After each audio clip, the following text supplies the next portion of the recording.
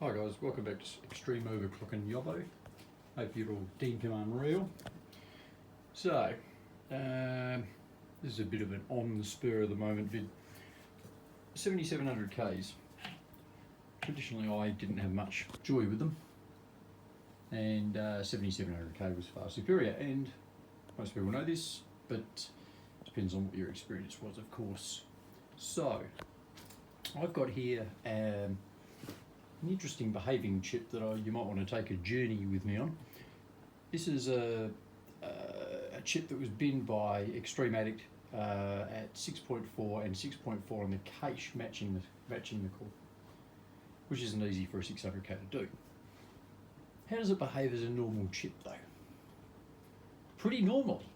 It really was pretty normal before I delitted it. Now that I've delitted it though, it's kind of come alive, and I delitted my old ones, and that didn't improve them as much.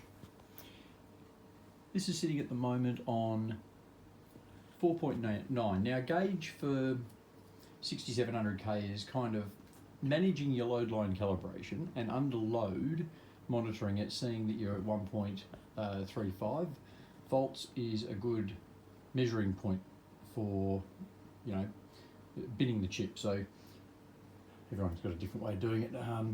Whether you use Cinebench first, then Geekbench, or Cinebench and then XTU or something like that, you've got to find out where your chip, you know, reaches the point of diminishing returns and things like that.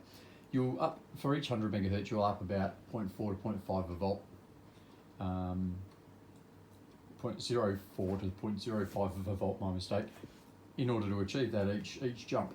And then it gets to a point where it's like 0.08 or 0.1 to jump up. So you decide what you're doing then, and then LN2 becomes more of that viable option. Well, this chip, at 1.35 volts, if you get one that does 4.6, it's average. 4.7 is pretty good, 4.8 is really good, and 4.9 is a killer. 5 gig was almost unheard of back then at 1.35 volts. Now I am talking about without having up the core, the cache, sorry, and without having high frequency memory. That will bump your core voltage up as well. But this thing's been running for 22 minutes or so on ADA, 95% memory usage on the normal stress test. Now look at the temps on it. I have delitted it now. I mean, it's pretty out of control actually. Much better than way better than I expected. So there you go. We've topped out at 52, 1.344 volts.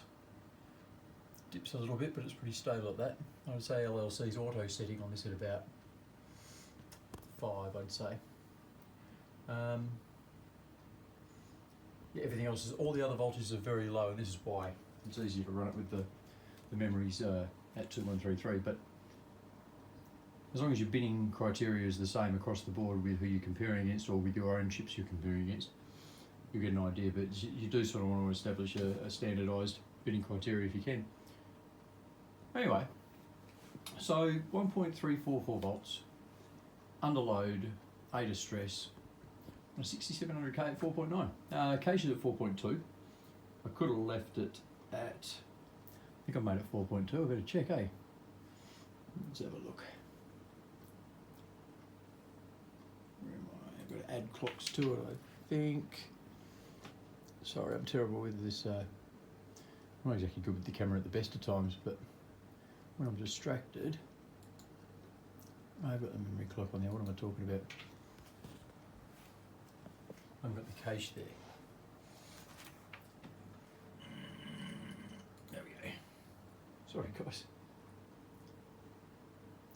I'll get a camera on the next time. What do you reckon? Yeah, I set the cache at 4.2. I could have left that probably until later. Anyway, I'll just have a decide and work out what the next stage was for me. What did I set in BIOS that you might want to know about? Nothing major, nothing exceptional. I'll chuck a BIOS screen in there at some point. In the next video, I'd say. So keep watching. There will be a part 2 of this. How many parts of it? God only knows. Might end up with it on the chiller and then LN2, but catch me on the next one. Do a like and subscribe, hit the bell, all that sort of rubbish I'm supposed to remind you of. And that way you'll be denked for next time. Out.